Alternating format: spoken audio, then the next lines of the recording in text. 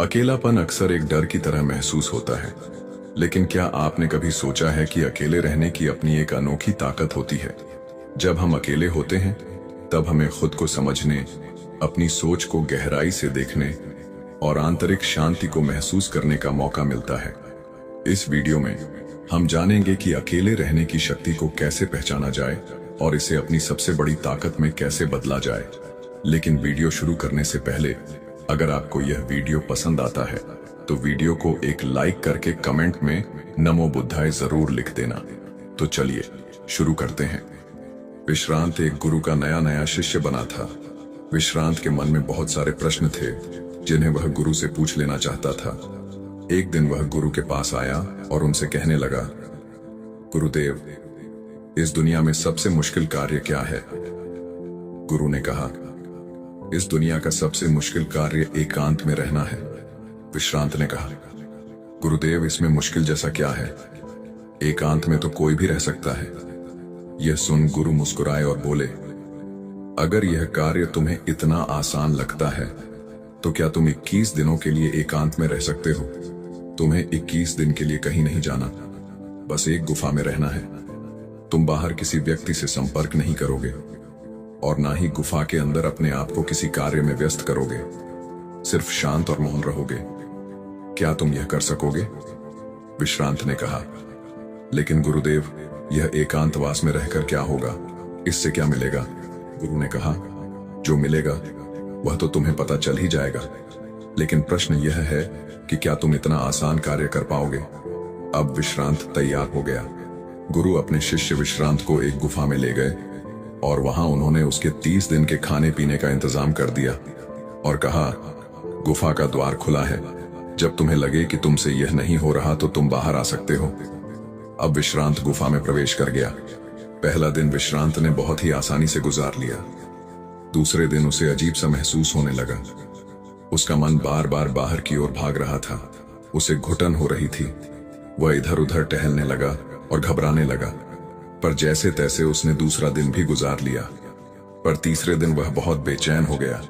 उसके मन में विचार आने लगे कि वह यह क्या बेकार का काम कर रहा है। बाहर पता नहीं क्या क्या हो रहा होगा और वह यहाँ गुफा में बैठा है। वह तीसरे दिन ही गुफा से बाहर आ गया और गुरु के पास पहुंचा। अपने शिष्य विश्रांत को देखते ही गुरु मुस्कुराए और बोले, आओ विश्रांत, मैं तुम्हारा ही इंतजार कर रहा था। 21 दिन एकांत में रहने की बात हुई थी, तुम तो 3 दिन में ही बाहर आ गए। विश्रांत ने कहा, पता नहीं गुरुदेव, पर मैं अंदर से बहुत अधिक बेचैन हो रहा था। बस बार बार बाहर जाने का मन कर रहा था। इन 3 दिनों में मैं एकांत भी नहीं रह पाया। मन में बहुत सारे विचार, भावनाएं, कल्पनाएं और बहुत कुछ चल रहा था। कोई मुझे बाहर की ओर खींच रहा था। गुरु ने कहा, वह कोई और नहीं, तुम्हारा मन था। मन को एकांत पसंद ही नहीं है। वह हमेशा किसी दूसरे को ढूंढता रहता है, लेकिन जब उसे कोई दूसरा नहीं मिलता, कोई दूसरा दिखाई नहीं देता, तो वह बेचैन हो जाता है। इसीलिए तो तुम्हारा मन तुम्हें बाहर की ओर ले जाना चाहता था और तुम बाहर आ गए। विश्रांत ने कहा, गुरुदेव, आप बिल्कुल ठीक कह रहे हो कि एकांतवास करना दुनिया का एक बहुत ही मुश्किल कार्य है। गुरु ने कहा, तुमने यह नहीं पूछा कि इस दुनिया का सबसे आसान कार्य क्या है। विश्रांत ने कहा, गुरुदेव, मेरे मन में यह प्रश्न भी था, लेकिन मैं पूछ नहीं पाया। गुरु ने कहा, अगर इस दुनिया का सबसे मुश्किल कार्य एकांतवास है तो इस दुनिया का सबसे आसान कार्य भी एकांतवास है। विश्रांत ने कहा, आप ये कैसी विरोधाभासी बातें कर रहे हैं? गुरुदेव, मैं कुछ समझ नहीं पा रहा।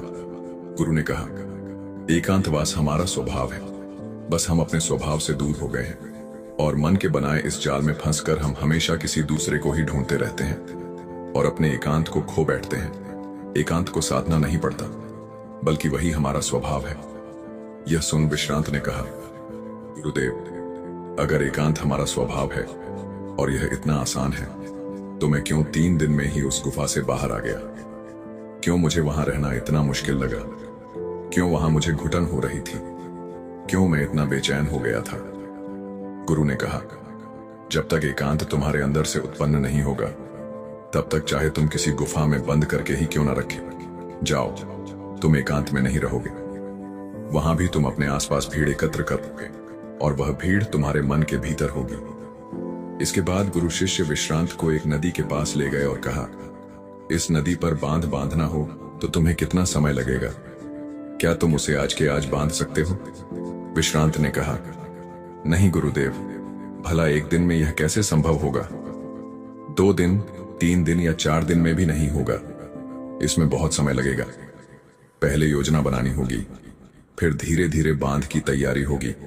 आने वाली हर समस्या को देखा जाएगा और उससे निपटा जाएगा, और धीरे धीरे समय के साथ बांध बनकर तैयार होगा।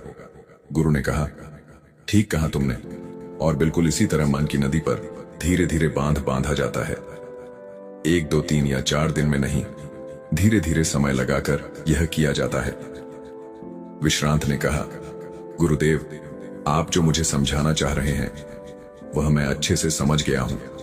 मैं भी धीरे धीरे अपने मन की नदी पर बांध बांधने की तैयारी करूंगा। उस दिन से विश्रांत ने अपनी साधना पर ध्यान देना शुरू कर दिया। वह धीरे धीरे मन के विरुद्ध खड़ा होने लगा। उसने छोटे छोटे संकल्प लेने शुरू किए। उसने बहुत सारे संकल्पों को पूरा किया और बहुत सारे संकल्प उसके अधूरे रह गए जो बीच में ही छूट गए थे। पर हर बार वह और अधिक मजबूत होता चला गया। हर संकल्प पूरा होने के साथ उसका खुद पर नियंत्रण बढ़ता चला गया। समय के साथ उसके छोटे छोटे संकल्प बड़े संकल्पों में बदलने लगे। फिर एक दिन उसने संकल्प लिया और वह उस गुफा के अंदर चला गया। 21 दिन वह उस गुफा से बाहर नहीं आया। जब 21 दिन बीत गए तो गुरु को अपने शिष्य की चिंता हुई और वह उसे देखने गुफा के अंदर चले गए। उन्होंने देखा कि उनका शिष्य विश्रांत बिल्कुल शांत होकर एक स्थान पर ध्यान में बैठा हुआ है। इसके बाद शिष्य और गुरु दोनों उस गुफा से बाहर आ गए।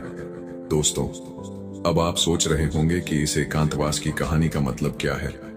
वास्तव में एकांत वह चीज है जो हमें सत्य दिखाता है, शांति दिखाता है।